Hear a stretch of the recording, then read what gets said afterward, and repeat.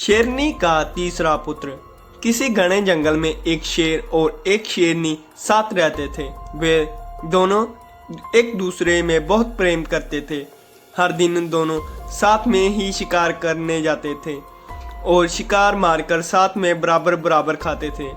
दोनों के बीच विश्वास और भरोसा खूब था।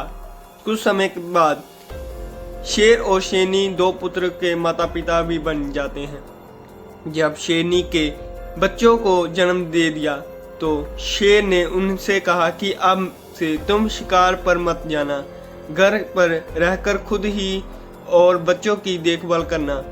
मैं अकेले ही हम सबके लिए शिकार कर लेकर आऊँगा। शेरनी ने भी शेर की बात मान ली और उस दिन से शेर अकेले ही शिकार के लिए जाने लगा। वही शेरनी घर पर रहती और बच्चों की देखभाल करती। बदकिस्मती से एक दिन शेर का कोई भी शिकार नहीं मिला। थक हार कर जब वह खाली हाथ घर की तरफ आ रहा था तो उसे रास्ते में लोमड़ी का एक बच्चा अकेले घूमता हुआ दिखाई दिया। उनसे सोचा कि आज उसके पास शेरनी के और बच्चों के लिए कोई भी भोजन नहीं है तो वह इस लोमड़ी के बच्चे को ही अपना शिकार बनाएगा। शेर ने लोमड़ी का बच्चा पकड़ा और लेकिन वह बहुत ही छोटा था जिस वजह से उसे मार नहीं सका। वह उसे जिंदा ही पकड़कर घर लेकर गया।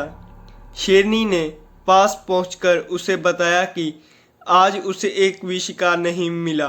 रास्ते में उसे यह लोमड़ी का बच्चा दिखाई दिया तो वह उसे ही मारकर खा जाए। शेर की बातों में सुनकर शेरनी ने कहा, जब तुम इससे बच्चे को नहीं मार पाए तो मैं कैसे इससे मार सकती हूँ। मैं इसे नहीं खा सकती। इसे भी मैं अपने दोनों बच्चों की तरह ही पाल पोस कर बड़ा करूँगी और यह अब से हमारा तीसरा पुत्र होगा। उसी दिन से शेरनी और शेर लोमड़ी के बेटे को भी अपने पुत्रों की तरह प्यार करने लगे। वह भी शेर के परिवार के साथ बहुत खुश था। उन्हें के साथ खेलता कूदता और बड़ा होने लगा। तीनों ही बच्चों को लगता था कि वह सारे ही शेर हैं। जब भी तीनों कुछ और बड़े हुए तो खेलने के लिए जंगल में जाने लगे। एक दिन उन्होंने वहां एक हाथी को देखा।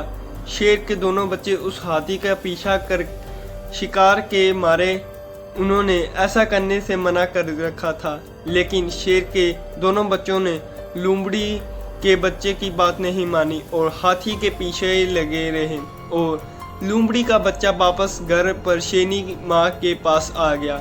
कुछ देर बाद जब शेरनी के दोनों बच्चे भी वापस आए तो उन्होंने जंगल वाली बात अपनी माँ को बताई। उन्होंने बताया कि वह हाथी के पीछे पीछे गए, लेकिन उनका तीसरा भाई डर के घर वापस भाग आया।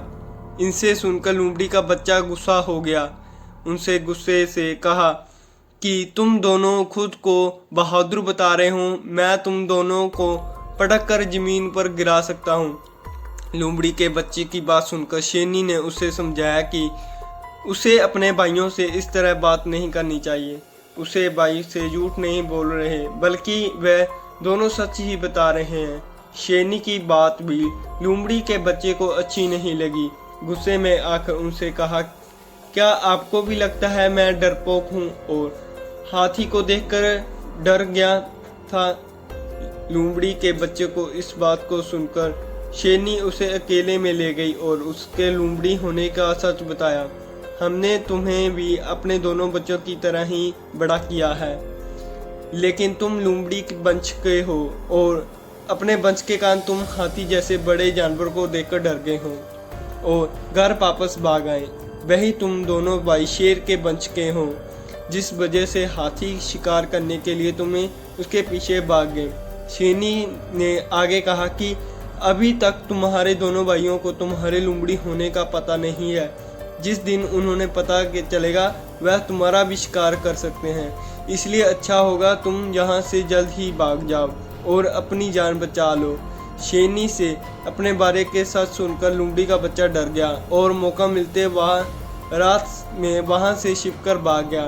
कहानी से सीख। शेरनी और शेर के तीसरे पुत्र की कहानी से हमें ये सीख मिलती है, कायर और डरपोक वंश के लोग अगर बहादुर लोगों के बीच में रहें तो वह भी बहादुर नहीं बन सकते।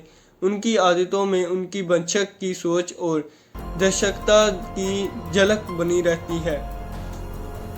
इस प्रकार की कहानियाँ देखने के लिए कृपया करके हमारे चैनल को सब्सक्राइब करें और लाइक ज़रूर करें और कमेंट सेक्शन में ज़रूर बताएं कि हमारी ये शेर और लोमड़ी की कहानी आप सबको कैसे लगी।